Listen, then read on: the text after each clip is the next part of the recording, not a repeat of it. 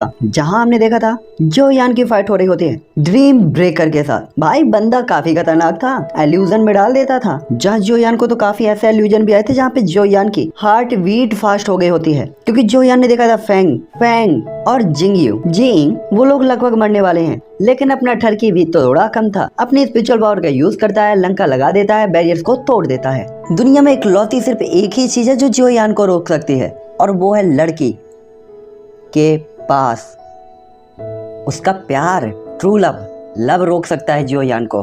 Then अपना Turkey fight करता है। इसके बाद जोयान से बार बार हारने के कारण ड्रीम ब्रेकर जोयान को मारने के लिए अपनी आधी बॉडी बाहर निकालता है, लेकिन वो जोयान को मार पाता उससे पहले जोयान की ब्लड स्प्लिट आर्ट एक्टिवेट हो जाती है और जोयान अपने एंग्री बुद्धा लोटस को उसके ऊपर फेंक के मारता है। ले साले तंदूर की चिकन। और जोयान के एंग्री बुद्धा लोटस के कारण बॉडी जल जाती है, बंदा काला पड़ जाता है और काफी बुरी तरीके से तड़फ रहा होता है। और इसी मौके का फायदा उठाकर बाकी सभी लोग भी अपने पावरफुल पावर स्किल्स को कंबाइन करके उसके ऊपर शूट कर देते हैं, जिसके बाद बंदा खत्म हो जाता है और सभी लोग रिलैक्स फील करके जोयान की तरफ देखते हैं। दूसरी तरफ बैकलेस फोर्स के कारण जोयान भी डैमेज हो गया था, लेकिन जोयान को कस कर गले लगाए हुए थी। क्या किस्मत है साले की। और काफी ज्यादा रिस्पेक्ट से देख रही होती है। देख रहे हो, एक तो गले भी लगाए हुए, दूसरी तरफ से रिस्पेक्ट से भी देख रही है। तुम लोग ऐसा ट्राई मत करना, वरना गाल लाल हो सकते हैं और अगर आसपास लोग हुए तो पूरी बॉडी लाल पीली हो सकती है।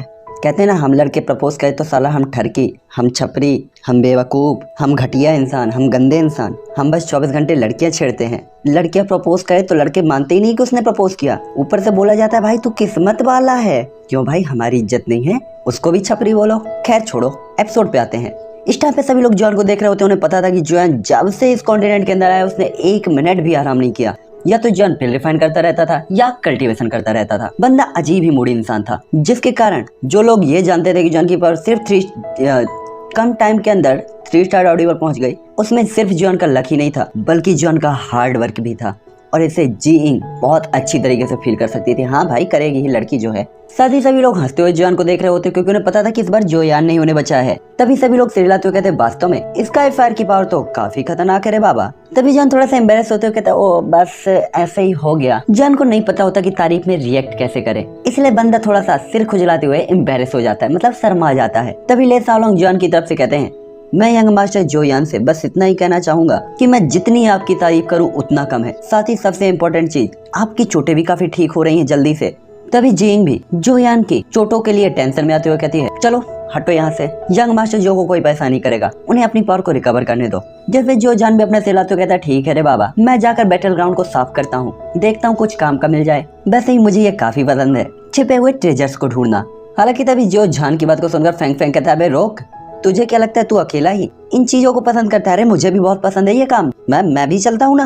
वैसे भी इतना बड़ा एरिया तू अकेले तो साफ नहीं कर पाएगा, तो अपन लोग जगह डिवाइड कर लेते हैं, लेफ्ट का तू साफ कर, राइट का मैं साफ करता हूँ। आखिरकार हम सभी लोग यहाँ पे तुझे ट्रेजर लूटते हुए देखने के लिए तो नहीं आए। फेंग फेंग की बातों को सुनकर जोयान थोड़ा सा उदास हो जाता है। हालांकि क्योंकि अब ड्रीम ब्रेकर मर चुका था तो एल्यूजन भी खत्म हो चुका था, जिसके कारण उनके सामने जो ये पैलेस होता है वो साफ साफ दिखाई देने लगा होता है, जो बिल्कुल एक आयरन ब्लॉक की तरह था, बेजान कोई भी लाइफ पावर नहीं। लेकिन ये काफी ज्यादा मिस्टीरियस लग रहा होता है और काफी प्रोफाउंड कलर का, व्हाइट कलर का घंटा नहीं होता जैसा कि उन्होंने पहले देखा था। ये केवल अपनी तरफ अट्रैक्ट करने के लिए था और शायद यही इसका ओरिजिनल फॉर्म था। जो देखकर फेंग फेंग भी काफी हैरान होते हुए कहता है चलो मैं भी अंदर चलता हूँ, शायद मैं तुम दोनों की मदद कर पाऊँ। तभी नान एर्मिंग कहता है अरे रुको, फिर मुझे पीछे क्यों छोड़ रहे हो, और वो भी पीछे पीछे अंदर चला जाता है। साथ ही इस टाइम पे पहली बार इन्होंने स्पिरिचुअल पावर की पावर को फील किया था। तभी उन सभी लोगों को अंदर जाते हुए देखकर जिंग भी काफी क्यूरियस तरीके से वहाँ देख रही होती है। तभी जिंग के सपोर्ट से जोयान भी उस पैलेस के अंदर की तरफ देखता है और काफी एक्साइटेड होता है कि अंदर क्या होगा। इसलिए जोयान कहता है मैं भी काफी क्यूरियस हूँ, लेकिन जिंग जोयान को अंदर नहीं जाने देती, बल्कि वो जोयान को सपोर्ट कर रही होती है, उसे हील कर रही होती है। भाई यहाँ 5-5 लड़के थे, कोई भी हील कर सकता था उसे। नहीं, मैं कुछ नहीं कह रहा, हम चलते हैं आगे। धीरे धीरे टाइम बीत जाता है और कुछ पिल्स और जिंग की हेल्प के साथ जोयान काफी जल्दी ठीक हो जाता है और अपने कपड़ों से धूल झाड़ते हुए खड़ा हो जाता है। जैसे वो उम्मीद कर रहा था कि सभी लोग उसकी नजर में आते हैं और ले सालोंग, नान एर्मिंग और फेंग फेंग बाहर आ जाते हैं। तभी जोयान उन सभी लोग को देखता है तो थोड़ा सा उदास होते हुए रिएक्ट करता है, क्योंकि यहाँ पे उनका कंपटीशन चल रहा था कि कौन कितनी ज्यादा चीजों को चोरी कर सकता है, भाई लूट सकता है। लेकिन ये हर किसी के लक पे डिपेंड था कि किसको कितना मिलने वाला है। हालांकि तभी सभी लोग फेंग फेंग के बारे में बात करते हुए कहते हैं उस बंदे का तो ये स्ट्रॉम अटैक काफी खतरनाक था, लगभग ड्रीम ब्रेकर की हड्डियों को भी उसकी बॉडी से अलग कर दिया था। जिस पर नान एर्मिंग भी कहता है अरे भाई इसके साथ फाइट करने से पहले तो हमें 3-4 बार सोचना होगा। तभी जोयान भी कहता है चलो काफी अच्छा है कि कम से कम हमें रैंक 6 का एक मैजिकल कोर तो मिल गया। जिसके बाद जोयान ड्रीम ब्रेकर से मिली हुई केवल इकलौती चीज को अपने पास रख लेता है। तभी जो जान भी उसी डायरेक्शन में देखता है जहाँ पे ये ड्रीम ब्रेकर मर गया था, जो कि 6 स्टार इंटरमीडिएट लेवल का डायमंड था। तभी वहाँ खून और कीचड़ की तरफ देखते हुए वो उसके वेपन को देखते हुए कहता है, ये किस तरीके का टूटा हुआ हथियार है, ये इतना टूटा हुआ है पर ये किसी चीज जैसा नहीं दिखता। और ऐसा कहते हुए जो जान उस लकड़ी की छड़ी को उठा लेता है और वो वास्तव में समझ नहीं पा रहा था कि आखिरकार ड्रीम ब्रेकर जैसे इस बंदे का वेपन इतना घिसा पिटा कैसे हो सकता है। तभी जान कहता है टाइम किसी भी चीज को डिस्ट्रॉय कर सकता है और एक काफी ह्यूज टाइम के बाद, लॉन्ग टाइम के बाद अच्छे से अच्छा वेपन भी खराब हो जाता है रे बाबा। तभी फैंग फैंग अचानक से हल्के से अपने कान को हिलाते हुए कहता है, रुको, क्या तुम सबने इसे सुना? ऐसा लगता है जैसे कोई आवाज आ रही हो। जिसके बाद वो सभी लोग उस आवाज को सुनते जो काफी धीमी थी। तभी जिंग भी सुनते हुए तुरंत ही कहती है, पास्ट को इग्नोर करें। क्या ऐसा हो सकता है कि यह वेपन जिंदा हो और अपने ओनर के मर जाने का शोक मना रहा हो? तभी फैंग फैंग कहता है, क्योंकि तुमने अपने मास्टर को काफी लॉन्ग टाइम से फॉलो किया था और अब क्योंकि तुम्हारा मास्टर मर चुका है तो चलो मैं तुम्हें भी उसी के पास भेज देता हूँ। और इतना कहते हुए वो अपने हाथ में एक स्टॉर्म को क्रिएट करके उस स्टिक को उस स्टॉर्म के अंदर डाल देता है। और ये स्टॉर्म इतना तेज होता है कि हेवन अर्थ के बीच में हर एक चीज को डिस्ट्रॉय कर रहा होता है और इससे इस स्टिक के अंदर भी क्रैक्स बनने लगते हैं। लेकिन ये देखकर सभी लोग थोड़ा सा उदास होते हैं कि वास्तव में इतनी कमाल की चीज ऐसे ही बेकार की जा रही है, जैसे सभी लोग थोड़ा सा उदास फील करते हैं। हालांकि तभी वो वेपन हल्के हल्के से अपनी साइन खोने लगता है और डिंग डिंग की आवाज आने लगती है। जिसके बाद वो सीधा ही जाकर जमीन में टकराता है और एक चट्टान से, जिससे एक तेज आवाज आती है डिंग की। लेकिन हर कोई हैरान हो जाता है कि ये स्टिक जो कि केवल कुछ क्रैक्स आए हुए होते हैं लेकिन ये टूटी नहीं होती। जिससे सभी लोग कहते हैं ये आखिरकार स्टिक किस तरीके के इंग्रेडिएंट से बनी है जो जरा सी भी डैमेज नहीं हुई। साथ ही सभी लोग काफी हैरान भी होते हैं। तभी जान कहता है, वास्तव में मैं भी नहीं बता सकता कि ये किस तरीके की मेटल से बनी हुई है। ये वास्तव में उस स्टॉर्म के अंदर तो एक हल्की सी नाव की तरह लग रही होती जो कभी भी डूब जाएगी, लेकिन वास्तव में इसमें कुछ भी नहीं हुआ था। ये एक्सट्रीमली पावरफुल थी। जिसे तो फैंग फैंग भी हैरान होते हुए कहता है, मेरे अटैक से तो बड़े बड़े लोग नहीं बच पाए, वास्तव में इस नन्ही सी स्टिक ने मेरी बेइज्जती कर दी। जिससे तो वो और भी ज्यादा नाराज हो जाता है और हवाएं और तेज चलने लगती हैं। जिससे उसे लकड़ी के अंदर जो क्रैक बने हुए होते हैं वो तेजी से बढ़ने लगते हैं और एक तेज धमाके के साथ पूरी की पूरी उस लकड़ी का चूरा बन जाता है। तभी जॉन कहता है, आखिरकार ये खत्म हो गया, चलो चलते हैं। और इतना कहकर जॉन बस अपना पैर उठाने ही वाला था कि तभी वो हैरान रह जाता है, क्योंकि इस उड़ती हुई धूल के बीच में एक अजीब सा ऑब्जेक्ट हवा में लटका हुआ होता है। इसकी पूरी ही बॉडी गहरे ब्लैक कलर की होती है, डीप प्रोफाउंड ब्लैक। साथ ही ये मेटल काफी अजीब तरीके से चमक रहा होता है। ये देखकर जिंग तुरंत ही कहती है, ये क्या है? साथ ही इस पिच ब्लैक बॉल के पीक के ऊपर गहरे ग्रीन कलर का नहीं, गहरे ब्लैक कलर का एक गोल बॉल देखा जा सकता था। और जैसे ही वो मुड़ता उससे ब्लड एनर्जी निकल रही होती है। ये देखकर तो जो यान भी हैरान रह जाता और कहता है, क्या? जॉन को वास्तव में उस टूटी हुई स्टिक के अंदर ऐसे सीक्रेट के होने की उम्मीद बिल्कुल भी नहीं थी।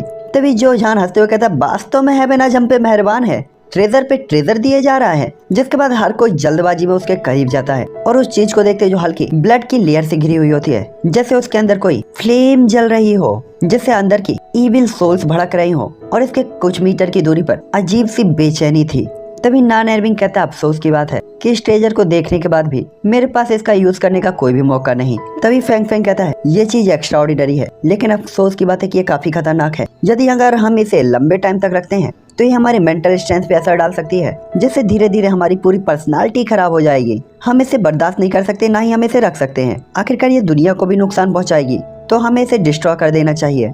तभी जोयान कहता है, ऐसा लगता है कि वास्तव में हेवन भी मजाक करना जानता है। आखिरकार उन्होंने यहाँ पे इतनी बड़ी खूनी लड़ाई की थी, लेकिन वास्तव में उन्हें जो ट्रेजर मिला वो ऐसा ट्रेजर था जिसका वो यूज ही नहीं कर सकते थे, जिसे हर किसी को अफसोस होता है। तभी फैंग फैंग कहता है, ये चीज मेरे कार्ड यहाँ पे आई है तो मैं ही इसे डिस्ट्रॉय करूंगा। और तुरंत ही एक और स्टॉर्म को क्रिएट करते हुए हैंड सील को चेंज करता है और मिस्टीरियस पावर स्पेल के साथ वो तुरंत ही उस चीज पर अटैक कर देता है। साथ ही फैंग फैंग को पता था ये चीज काफी एक्स्ट्राऑर्डिनरी, इसीलिए नॉर्मल एयर स्टॉर्म तो इसका कुछ भी नहीं बिगाड़ पाएगा, इसलिए उसने खतरनाक एयर स्टॉर्म को क्रिएट किया हुआ होता है। हालांकि तभी उस ब्लड लाइट से अचानक एक ब्लड लाइट निकलती है, जिससे हवा में लटकी हुई वो चीज अचानक से ग्लो करने लगती है और एक रेनबो जैसा प्रिंट आसमान में क्रिएट हो जाता है।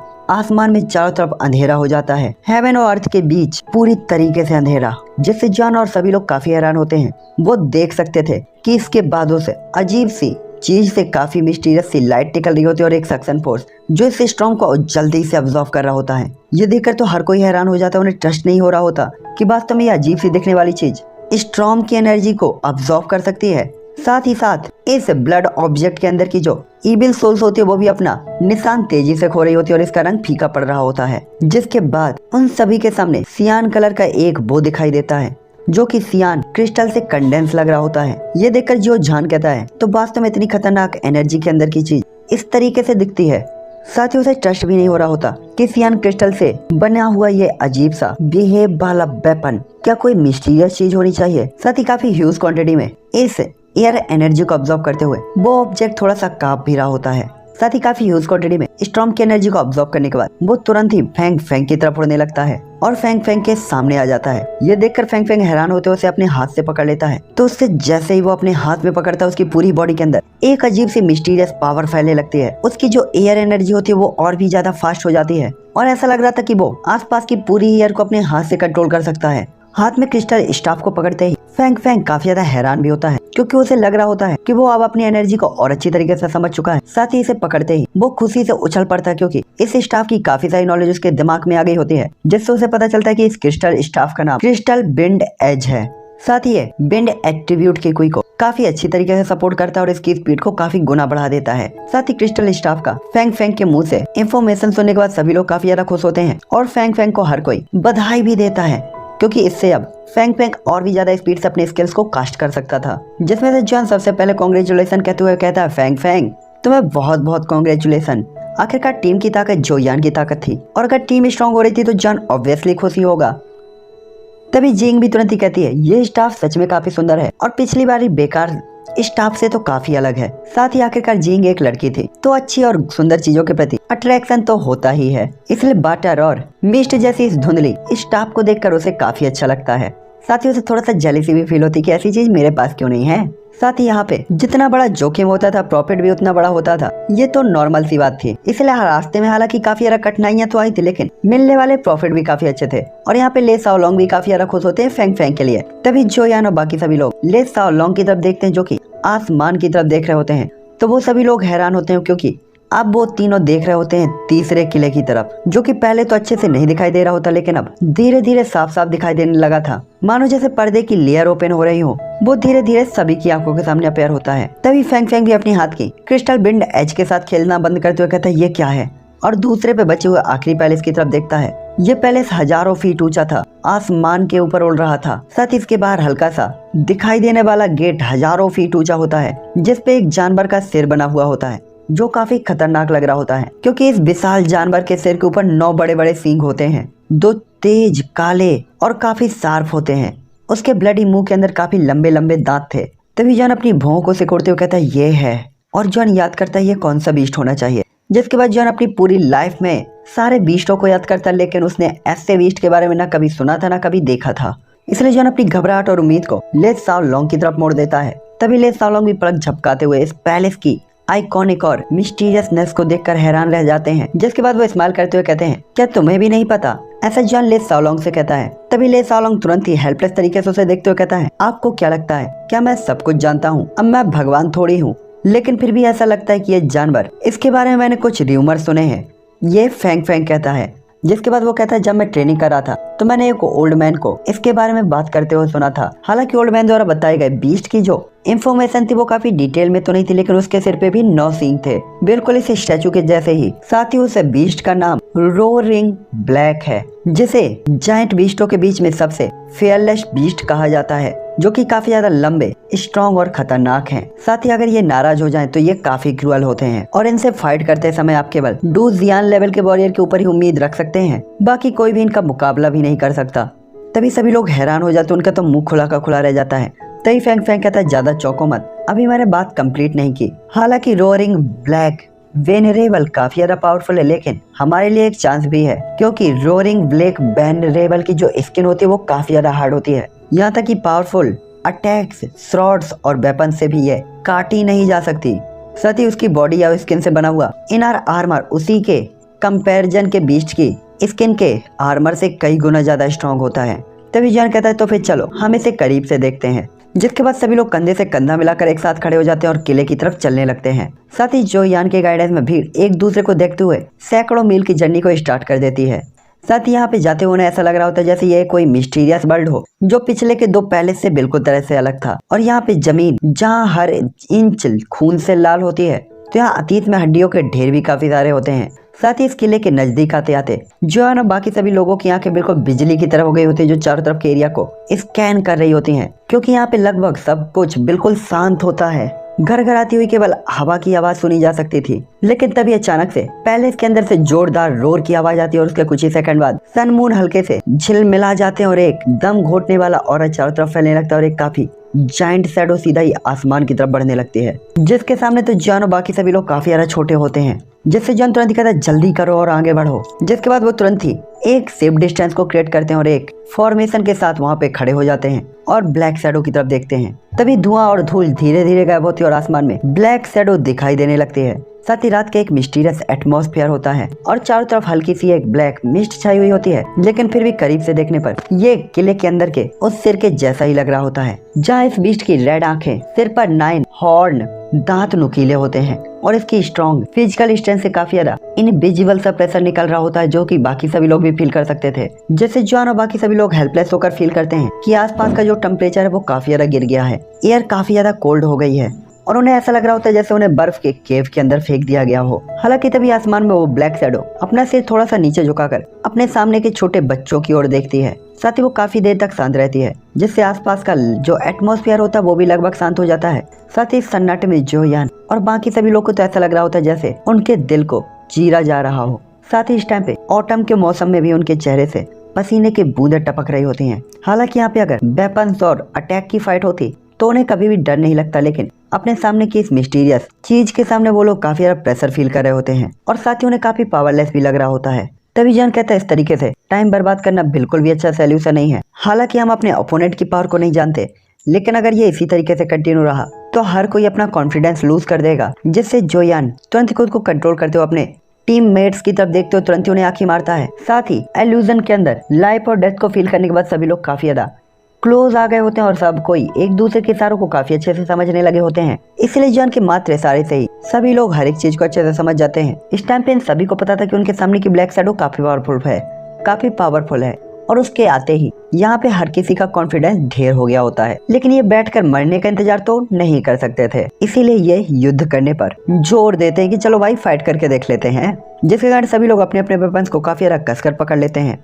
साथ ही एटमॉस्फेयर शांत होने के कारण वेपन निकालने की आवाज भी काफी ज्यादा तेज थी और ये सेम अपने ओपोनेंट को साफ साफ बताने के तौर पर था कि हम तुमसे फाइट करना चाहते हैं, लेकिन उन्हें पता था पीछे वो भाग नहीं सकते थे और छिपाने के लिए कुछ भी नहीं था। साथ ही वो इस बंदे को देखकर भी ये समझ गए होते हैं कि ये सिर्फ उनके कॉन्फिडेंस को डिस्ट्रॉय करके उन्हें आसानी से मारना चाहता है। तभी ये देखकर उसे हेजून बीस्ट का जो चेहरा होता है थोड़ा सा शॉक रह जाता है। जाहिर तौर पर उसे उम्मीद नहीं थी कि जोयान और बाकी लोग जिनकी पावर 5 स्टार डाउडी पर है वो वास्तव में उसके कंट्रोल से बाहर हो जाएंगे और उससे फाइट करने को रेडी होंगे। जिससे दिल में वो थोड़ी सी तारीफ तो फील करता है, लेकिन तुरंत ही अपने दिल में एरोगेंस और डिसरिस्पेक्टेड लहजा भी आ जाता है कि मेरे सामने एटीट्यूड दिखा रहा है। जिसके बाद वो तुरंत ही कहता है इतना लंबा समय हो गया, कोई भी यहाँ नहीं आया। साथ ही इतने लंबे समय हो जाने के बाद मैं तो लगभग भूल ही गया हूँ कि मैं भी बात कर सकता हूँ। और ऐसा कहते हुए हेजून अचानक से दहाड़ने लगता है, लेकिन उसकी आवाज काफी ज्यादा पोलाइट और सॉफ्ट होती है। जिसके बाद वो कहता है मुझे उम्मीद नहीं थी कि यहाँ पे कोई आएगा और वो आप लोग होंगे जिनकी पावर 6 स्टार डाउडी पर भी नहीं है। साथ ही मेरे एरिया तक घुसने में कैपेबल होना वास्तव में अनट्रस्टेड है, हालांकि ये मायने नहीं रखता।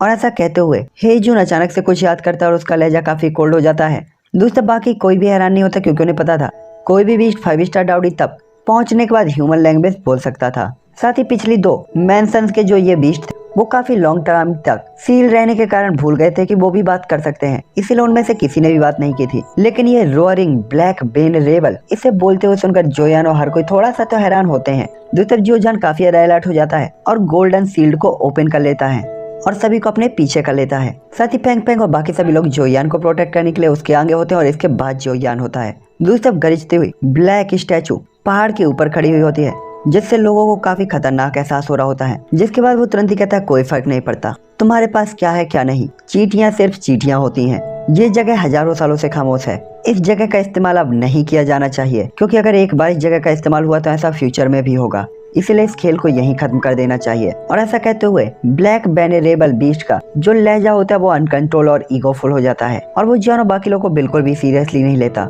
जिसके बाद बिल्कुल वो एक पिलर की तरह ऊपर की तरफ निकलने लगता है और अपने काफी बड़े से पैर को उठाता है जो कि आसमान की तरफ जा रहे एक पिलर की तरह लग रहा होता है।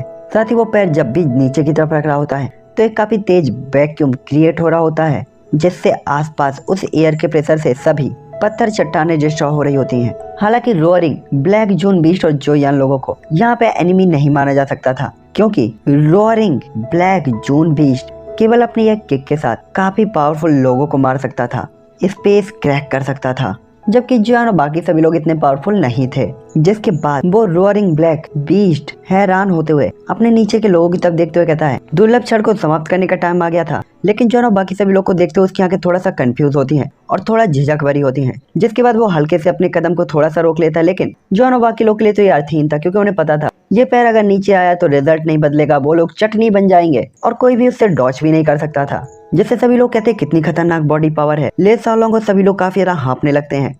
हालांकि उसी टाइम पे जी इंग अचानक से अपनी लाइटिंग स्पीड का फायदा उठाते हुए तुरंत ही जो यान को पकड़ती है और सभी लोग को वहां से पीछे खींच लेती है। ये देखकर तो जॉन और हर कोई थोड़ा सा खुश हो जाता है, जैसे उन्हें फील हो गया हो कि रोअरिंग ब्लैक जून की जो स्पीड है वो थोड़ी सी स्लो है और ले सालोंग और जिंग की स्पीड के साथ उनके पास अभी भी बचने का काफी अच्छा चांस है। और क्योंकि भले ही उनके पास थोड़ा सा ही फायदा था, यह कॉन्फिडेंस को बढ़ाने के लिए अभी भी काफी था, क्योंकि अगर उम्मीद है तो जिंदगी है। हालांकि अभी अभी वो लोग बस खुश हुए ही थे, लेकिन तभी तुरंत ही वो उदास भी हो जाते हैं, क्योंकि ले सालोंग जिंग उन्होंने अपने जो पावरफुल अटैक उस बीस्ट के ऊपर किए होते हैं उससे घंटा कोई फर्क नहीं पड़ा होता। ऐसा लग रहा हो जैसे उन्होंने अपने वेपन्स को लोहे की दीवार में मारा हो। तभी जो जान कहता है साला मैंने मेरी लाइफ में न जाने कितने खतरनाक बीस्टों को देखा होगा, लेकिन ऐसा बीस्ट कभी नहीं देखा। जिसके बाद जो जान तुरंत ही अपने गोल्डन ग्लव की प्रोटेक्शन बैरियर को एक्टिवेट कर देता है और इसके बाद वो उस गोल्डन बैरियर के सिक्योरिटी के साथ पीछे की तरफ आते हुए बाहर आ जाते हैं। हालांकि जो जान की ढाल उस बीस्ट के पैरों के चलने से जो हवा रिलीज हो रही थी उससे काफी बुरी तरीके से फ्लक्चुएट हो रही होती है। आखिरकार उसके पैर का वजन ही 10,000 पाउंड का था, जो कि बिल्कुल एक डिवाइन आयरन जितना स्ट्रॉन्ग था, जिससे जो जान की जो ये डिफेंस शील्ड होती है तुरंत ही झटके से टूट जाती है। जिससे जो जान एक बार फिर से अपनी पूरी पावर को एक साथ जुटाता है, क्योंकि उसे पता था भाई बिना लड़े तो कुछ नहीं होने वाला। लेकिन उसका बैड लक था, क्योंकि ये पैर काफी ज्यादा भारी था और वो उससे कभी भी अपने शील्ड से तो नहीं रोक सकता था। और ये देखकर की सिचुएशन अच्छी नहीं, जान तुरंत ही चिल्लाते हुए कहता है सभी लोग तितर बितर हो जाओ। केवल इस एक ही टक्कर ने जो जान को लगभग पावरलेस फील करा दिया था कि तुम मेरे सामने कुछ भी नहीं हो।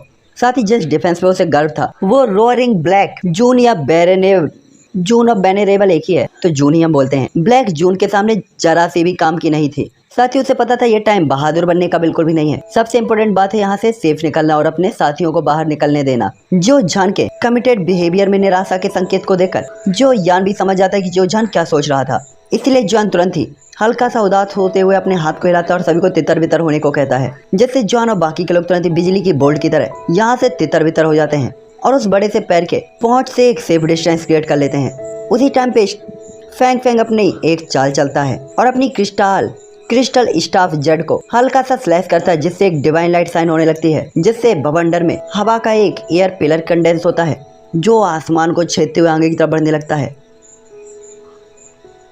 जिससे वहां पे एक ब्लास्ट होता है, जिससे उस पैर की गिरने की स्पीड थोड़ा सा रुकती है और जो जान 100 फीट दूर जाकर गिरता है। और इसके बाद उस बीस्ट का पैर उसी जगह पर गिरता है जहाँ पे जो जान पहले था, जिससे वहाँ पे 100 फीट ऊंचा लंबा गहरा गड्ढा बन जाता है। जमीन अस्त व्यस्त हो जाती है, जिससे जॉन और हर कोई काफी हैरान होता है।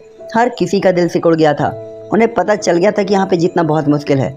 हालांकि उस स्ट्रॉन्ग पिलर के सपोर्ट के कारण जो जान पीछे हटने में कैपेबल तो हो गया था, लेकिन उसने इतना तो पता कर लिया था कि वो इस बीस्ट के सामने नहीं टिक पाएगा। साथ ही इस बीस्ट की पावर कम से कम 6 स्टार के पीक लेवल पर होनी चाहिए। ये देखकर ले सालोंग भी कहते हैं हाँ ये 6 स्टार के पीक पर ही लगता है। और यहाँ तक कि 6 स्टार वाले बीस्टों में हावेल और ड्रीम ब्रेकर भी इतने स्ट्रॉन्ग नहीं थे जितना कि ये था। इसका दबाव लगभग 2 गुना महसूस हो रहा था इन सभी को।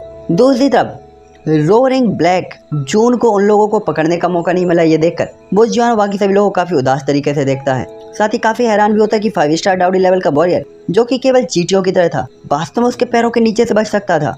इसलिए वो तुरंत ही कहता है ये महज एक दिखावा है, तुम में से कोई जिंदा नहीं बचोगे, और एक कदम और आगे बढ़ा देता है। उसके कदमों से धरती कांप रही होती है, भूकंप आ रहे होते हैं और जमीन में मकड़ी के जाले की तरह क्रैक बन रहे होते हैं। कोई सीधा खड़ा नहीं हो पा रहा होता, हर कोई लड़खड़ा रहा होता है और उनका दिल तो ऐसा लग रहा होता है जैसे छाती चीर के बाहर आ जाएगा। और इस टाइम पे इन सभी के दिल में काफी गहरा डर भर गया होता है। साथ ही साथ वो नहीं चाहते थे कि जोयान को यहाँ पे कुछ हो, इसीलिए वो सभी लोग तुरंत ही जोयान को प्रोटेक्ट करने के लिए उसे सेंटर में रखते हैं। तभी जियांग तुरंत ही कहती है, ये बड़ा बीस्ट काफी ज्यादा नॉर्मल है, इसकी ताकत काफी ज्यादा है, हम इसका मुकाबला नहीं कर सकते, हमें क्या करना चाहिए। तभी जियान कहता है, ठीक है, मुझे अपनी स्पिरिचुअल पावर को यूज करने दो। यहाँ पे जियान नहीं चाहता था कि उसके मेंबर टेंशन में आकर डिमोटिवेट हो, इसलिए जियान तुरंत ही अपने हाथ में अपने हैंड प्रिंट को साइन करता है और जल्दी से अपने हाथ के निशान को बदलने लगता है। जिसके बाद जियान के पाम में येलो कलर की लाइट कंडेंस होने लगती है, जो कि होता है जोयान का येलो स्प्रिंग डिवाइन एंगर। जिसके बाद जियान अपने हल्के से होंठ के साथ ऐसा बोलते हुए आगे की तरफ पावरफुल अटैक कर देता है। दूसरा फेंग फेंग भी कहता है, मुझे विश्वास नहीं होता कि मेरे स्टॉर्म की पावर भी तुम्हें चोट नहीं पहुंचा रही। साथ ही क्रिस्टल स्टाफ की मदद से फेंग फेंग की जो स्पीड थी लगभग 2 गुनी तेज हो गई होती है, इसलिए वो कुछ ही टाइम के अंदर 1 किलोमीटर बड़ा बवंडर क्रिएट कर देता है, जो मानो दुनिया में सब कुछ साफ कर सकता हो। दूसरी तरफ ये बीस्ट जो कि सैकड़ों फीट लंबा था, वो अपने कदमों से ही पहाड़ों को डिस्ट्रॉय कर सकता था और जहाँ वो कदम रख देता था हर एक चीज खंडर में बदल जाती थी। और इस टाइम पे वो बिना किसी चीज पर ध्यान दिए हुए केवल जोयान और बाकी लोग की तरफ बढ़ रहा होता है। दूसरी तरफ ले साओलोंग और जो झान और बाकी के लोग जोयान और फेंग फेंग को प्रोटेक्ट कर रहे होते हैं और हेल्पलेस तरीके से स्माइल कर रहे होते हैं। हालांकि वो जानते थे कि अटैक ज्यादा इफेक्टिव नहीं है, लेकिन उनके बीच में अब बॉन्डिंग काफी ज्यादा गहरी हो गई होती है, इसीलिए कोई भी किसी को भी छोड़कर पीछे नहीं हटना चाहता।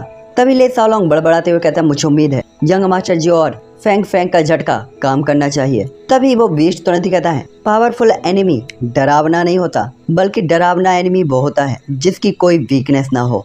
तुम महज चीटियां हो, इतनी परेशान क्यों हो, तुम्हें तो आखिरकार मरना ही है। और ऐसा कहते वो जियान और बाकी सभी के अटैकों को इग्नोर मार देता कि तेरे अटैकों से घंटा मेरा कुछ नहीं उखड़ने वाला। हालांकि उसी टाइम पे पलक झपकते टाइम के बीतने के साथ जोयान का येलो स्प्रिंग डिवाइन एंगर और फेंग फेंग का बवंडर उस बीस्ट के ऊपर अटैक करते हैं, जिससे यहाँ पे एक एनर्जी स्टॉर्म क्रिएट हो जाता है। साथ ही साथ जोयान और बाकी सभी लोग की उम्मीद की निगाहों के सामने ये बीस्ट केवल अपना सिर हिलाता है, लेकिन उसे बिल्कुल भी चोट नहीं लगी थी। लेकिन सौभाग्य से रोरिंग ब्लैक बीस्ट की इस टाइम पे फिस्ट अटैक थोड़ा सा स्लो हो गई होती है और उसकी बॉडी मूवमेंट स्लो हो गई होती है, जैसे उसे किसी चीज ने रोक दिया हो। लेकिन तभी उसके पंच से अचानक एक रेड लाइट साइन होती है, जिसकी पावरफुल पावर के साथ जियो झान हवा में उड़ता हुआ दसियों हजारों फीट तक जाता है। जिसके बाद जियो झान हवा में कुछ बार लुढ़कने के बाद खुद को कंट्रोल करते हुए कहता है, ऐसा लगता है कि रोरिंग ब्लैक बीस्ट की जो सोल को डैमेज करने की पावर वो लगभग बिल्कुल भी कम है, हमें क्या करना चाहिए, हम तो इसे कुछ भी नहीं कर पा रहे। तभी जोयान कहता है, तो फिर हम और क्या कर सकते हैं, अगर हम लड़ नहीं सकते तो फिर हम छिप सकते हैं, लेकिन मैं वास्तव में छिप नहीं सकता। और ऐसा कहते हुए जॉन अपने बोन विंग्स को अपीयर करता है और एयर में खड़ा हो जाता है। यहाँ पे उसने देखा था कि इस बीस्ट की पावर ओरिजन को इससे भी हट नहीं हो रही थी और स्पिरिचुअल पावर का भी इसे जरा सा भी डर नहीं था। इसकी कोई भी वीकनेस नहीं थी, बस स्पीड को छोड़कर, जो कि इसकी स्पीड स्लो थी, जिससे ऐसा लग रहा था कि उन्हें कुछ टाइम के लिए टाइम क्रिएट करके अपनी एक स्ट्रेटजी बनानी होगी। लेकिन लगातार अपने 2 अटैक को चूक जाने के बाद दूसरा रोरिंग ब्लैक बीक भी थोड़ा सा एम्बेरस होता है और उसे ये अपना अपमान लगता है, जिससे वो उदास भी होता है। जिसके बाद एक बार फिर से वो अपने फिस्ट अटैक को क्रिएट करते हुए एक पावरफुल पावर के साथ जोयान और बाकी सभी लोग के ऊपर अटैक कर देता है, जिससे तो स्पेस में एक ब्लैक होल सा क्रिएट हो जाता है, जैसे वो बस अब एक पंच के साथ जोयान और बाकी सभी लोग को मार देना चाहता हो। साथ ही इस टाइम पे उसने कोई भी बैटल स्किल को उपयोग नहीं किया होता, बल्कि ये पूरी की पूरी उसकी फिजिकल स्ट्रेंथ थी, जो वास्तव में किसी के भी रोंगटे खड़े कर सकती थी। दूसरी तरफ इस बीस्ट की पावर को देखकर जोयान और बाकी सभी लोग हल्के में से लेने की हिम्मत नहीं करते और तुरंत ही एक एक करके वो तुरंत ही अपनी फिजिकल स्ट्रेंथ और प्रोटेक्शन स्किल को एक्टिवेट कर देते हैं और अपने अटैक को बार बार विफल होते हुए देखकर इस ब्लैक बीस्ट की तो पूरी बॉडी में आग सी जलने लगती है। जिसके बाद वो हवा में ऊपर उठते हुए सैकड़ों फीट ऊंची एक बड़ी सी चट्टान उठा लेता है, जिसके बाद वो उसमें अपनी ओरिजिन को डालते हुए बिल्कुल एक मेटल की तरह साइन करता है। ये देखकर जॉन तुरंत ही कहता है, नहीं, रोअरिंग ब्लैक लॉर्ड अपनी बैटल स्किल को शो करने वाला है, हर कोई अलर्ट रहो। इस टाइम पे जॉन के इंप्रेशन काफी ज्यादा बदल गए होते हैं, लेकिन जॉन अपनी बात खत्म कर पाता उससे पहले ही ये बीस्ट अपने राइट हैंड को आगे बढ़ा देता है और वो ब्लैक स्टोन ब्लैक लाइट में बदल कर आगे की तरफ बढ़ने लगता है, जो कि इस टाइम पे सीधा ही जॉन और बाकी लोग की तरफ बढ़ रहा होता है। साथ ही इस ब्लैक स्टोन की जो स्पीड और पावर थी वो बीस्ट के पंच के कंपैरिजन में काफी ज्यादा थी, जिससे जॉन और बाकी सभी लोग डॉज तो करना चाहते थे, लेकिन इसकी स्पीड के सामने वो वास्तव में से डॉज नहीं कर सकते थे। और इस टाइम पे वो जो स्टोन होती है काफी बड़ी होती है और बिल्कुल ब्लैक क्लाउड की तरह उन सभी लोगों को चारों तरफ से घेर लेती है, जो देखकर सभी लोग काफी ज्यादा डर जाते हैं, क्योंकि अब उन्हें लग रहा था कि बस उनकी मौत आने वाली है। लेकिन उसी टाइम पे फेंग फेंग काफी ज्यादा नाराज होता है और तुरंत ही अपनी जीभ को काटते हुए मुंह से खून निकालता है और इस टाइम पे उसकी ब्लड स्टाफ काफी ज्यादा ग्लो होने लगती है। उसकी अटैक की स्पीड काफी ज्यादा फास्ट हो जाती है और हवा काफी तेजी से सिकुड़ने लगती है और एक पॉइंट तक सिकुड़ने के बाद वो सीधा ही उसका अटैक उस बुलडोजर पे कर देता है। इस टाइम पे वो बड़ा सा बवंडर जो कंडेंस होकर वहां पे अपेयर हुआ होता है वो तुरंत इस बुलडोजर या की इस स्टोन से जाकर टकराता है और इस टक्कर के साथ ही उस बुलडोजर में बड़े बड़े क्रैक्स आने लगते हैं। ये देखकर जो जान तुरंत ही अपने गोल्डन ग्लव्स को मुट्ठी बांधता है और हवा में दहाड़ लगाते हुए अपनी सारी गोल्डन एनर्जी को बढ़ाते हुए गोल्डन टाइगर को अपेयर करता है और ऊपर की तरफ जाता है। दूसरी तरफ ले साओलोंग और जिंग वो भी एक के बाद एक एक्शन में आते हुए अपने कलरफुल अटैक को ऊपर की तरफ चार्ज करती हैं और ऊपर की तरफ जाने लगती हैं और सभी की मदद के साथ जो यान थोड़ा सा रिलैक्स करता है। दूसरी तरफ जो जान का पंच जैसे ही चट्टान को टच करता है तो वो पूरी ताकत के साथ इस चट्टान को पीछे धकेलने की कोशिश करता है, लेकिन इस बड़ी सी चट्टान की ताकत हर किसी की उम्मीद से ज्यादा थी, जिसके कारण इसकी पावर के कारण जो जान के जो पैर होते हैं जमीन में घिसटने लगते हैं और काफी ज्यादा धंसने लगते हैं, जो देखकर जो जान के दिल में बुरी फीलिंग्स आने लगते हैं। वो तुरंत ही कहता है हर कोई पीछे हटो, लेकिन जो यान और बाकी के लोग अपने भाई को छोड़कर अपनी जान बचाने के लिए कैसे भाग सकते थे, इसलिए पीछे हटने की वजह वो सभी लोग एक एक करके मदद के लिए आगे आ जाते हैं और ये देखकर कि उनमें से कोई भी नहीं भाग रहा है बल्कि सभी आगे आ रहे हैं। जो जान टेंशन में आते हुए तुरंत ही कहता है अभी बाहर निकलो, मैं बस इसे थोड़ी देर के लिए ही रोक सकता हूँ, जल्दी करो वरना हम सभी एक साथ यहाँ पे मार दिए जाएंगे। तभी ले साओलोंग तुरंत ही कहता है अगर हम सब भी चले गए तो ये चट्टान तुम्हें कुछ ही सेकंडों में मांस के पेस्ट में बदल देगी। जिसपे जो जान तुरंत ही कहता है कोई समस्या नहीं, मुझे कोई प्रॉब्लम नहीं, हमारे पास कोई भी ऑप्शन नहीं है। इस टाइम पे जो जान के जो हाथ होते हैं वो पूरी तरीके से सुन्न हो गए होते हैं, उसके ऊपर प्रेशर काफी ज्यादा होता है और भले ही उसके पास 1000 हाथियों की पावर ही क्यों ना हो, फिर भी वो इस टाइम पे अपनी पावर के साथ इसे रोक नहीं सकता था। तभी जो जान कहता है हर कोई बाहर निकल जाओ, फैंग फैंग वो मुझे एयर की पावर के साथ यहाँ से हटने में मदद करेगा। और ऐसा कहते हुए उसके हाथ कांपने लगते हैं और वो तुरंत कहता है जल्दी, क्योंकि अगर ये और कंटिन्यू रहा तो हमारे पास कोई रास्ता नहीं होगा, जल्दी जाओ। जिसपे जॉन तुरंत ही ऑर्डर देते हुए कहता है पीछे हटो और जो यान का ऑर्डर देने के बाद सभी लोग बिना मन के पीछे हट जाते हैं, क्योंकि उन्हें भी पता था अब कोई भी ऑप्शन नहीं है। और जैसे ही वो सभी लोग पीछे हटते हैं वो तुरंत ही अपनी अपनी ओरिजिन कुई से उस चट्टान को पीछे रोकने की पूरी कोशिश करते हैं। साथ ही यहाँ पे सभी लोग अपनी पावर का यूज करते हुए उस बुलडोजर की रेंज से बाहर निकल जाते हैं। दूसरा पोस्ट है बुलडोजर के आसपास की ब्लैक लाइट अचानक से तेज हो जाती है और जो जान जो कि अकेला वहाँ पे बचा हुआ होता है उसकी छाती के ऊपर की बॉडी हवा ऊपर होती है, बाकी पूरी बॉडी उसकी जमीन के अंदर होती है। और इस टाइम पे लाइफ और डेथ के इस मोड़ पे जोयान और बाकी सभी लोग की आंखें लाल हो गई होती हैं, जिसके बाद जोयान और बाकी सभी लोग की आंखें पागलों की तरह लाल हो जाती हैं। वो अपनी अपनी पावर को पूरी तरीके से एनालाइज करते हुए अपने अपने वेपन्स को निकाल लेते हैं और जो जान को इस अटैक से बचाने के लिए वो पूरी कोशिश करना चाहते थे। हालांकि तभी अचानक ही एक गोल्डन लाइट साइन होती है और जो जान एयर पावर का यूज करते हुए तुरंत ही जमीन से बाहर निकलता है और वहां से पीछे हट जाता है। और उसी टाइम पे वो चट्टान जमीन पे गिरती है और चारों तरफ धूल ही धूल हो जाती है। तुमको पता होगा ना जो जान को जो ग्लव्स मिला था उसके कारण उसे स्पीड की भी पावर मिल गई थी। हालांकि अपने साथी को इतनी खतरनाक सिचुएशन में आते हुए देखकर जिंग, ले साओलोंग सभी लोग काफी ज्यादा गुस्सा हो जाते हैं और अपनी पूरी पावर को इकट्ठा करते हुए लाइट की काफी सारी रेज में बदलकर वो लोग ब्लैक बीस्ट की तरफ दौड़ने लगते हैं। साथ ही अपने कई अटैकों को ऐसे ही बेकार होते हुए देखकर और इन चींटियों को वापस से उसकी तरफ अटैक करते हुए देखकर ब्लैक बीस्ट गुस्से से हंसने लगता है, जिसके बाद वो अपने पंचेस को बनाकर ले साओलोंग और जिंग की तरफ शूट कर देता है। तभी जो यान चिल्लाते हुए कहता है हर कोई मदद करेगा, ले साओलोंग, जो यान, जिंग सावधान। जॉन को चिंता थी कि कहीं ये जल्दबाजी में गलती ना कर दें, इसलिए जॉन जल्दी से अपने हैंड प्रिंट को चेंज करता है और angry yellow spring divine anger को क्रिएट करके अटैक करता है। हालांकि ले साओलोंग तो काफी आसानी से पंच को डॉज कर लेता क्योंकि उसकी स्पीड काफी ज्यादा थी और बिल्कुल वो एक मिस्ट की तरह हवा में गायब हो रहा होता है। और इसके बाद ले साओलोंग तुरंत ही आगे की तरफ जाते हुए अपने राइट पैर को घुमाते हुए रोरिंग ब्लैक बीस्ट को एक काफी खतरनाक किक मारता है, जिससे एक धमाके के साथ ले साओलोंग को ऐसा लगता है जैसे उसने किसी लोहे के टुकड़े पर लात मारी हो, जिससे झटके के साथ वो लगभग 20 फीट तक ऊपर की तरफ उड़ जाता है। ये देखकर हाउ जून यानी कि ब्लैक बीस्ट को अपना अपमान लगता है। वो तुरंत ही दहाड़ते हुए अपना पैर उठाता है और ले साओलोंग को मास्क के पेस्ट में बदलने के लिए और उसे रौंद देने के लिए अपने पैर को जमीन में पटक देता है। लेकिन तभी ले साओलोंग खुद को कंट्रोल करते हुए अपनी स्टार लाइट को अपेयर करता है और एक बार फिर से अपनी पूरी पावर के साथ रोरिंग हाई बीस्ट के पेट पे लात मारता है, लेकिन रिजल्ट चेंज नहीं होता, जिससे ले साओलोंग एक बार फिर से उड़ते हुए गया था और मुंह से ब्लड की वॉमिटिंग करने लगा था। और इस टाइम पे ले साओलोंग की आंखों में काफी उदासी होती है क्योंकि 5 स्टार डाउडी लेवल के पास होने के कारण ले साओलोंग की एक किक के अंदर 1000 जिन लेवल तक की पावर थी, लेकिन लगातार 2 किक के बाद भी इस बीस्ट को जरा सी भी चोट नहीं पहुंची थी, जिससे कोई सोच सकता था कि इसकी डिफेंस एबिलिटी कितनी ज्यादा खतरनाक थी। खैर इसी के साथ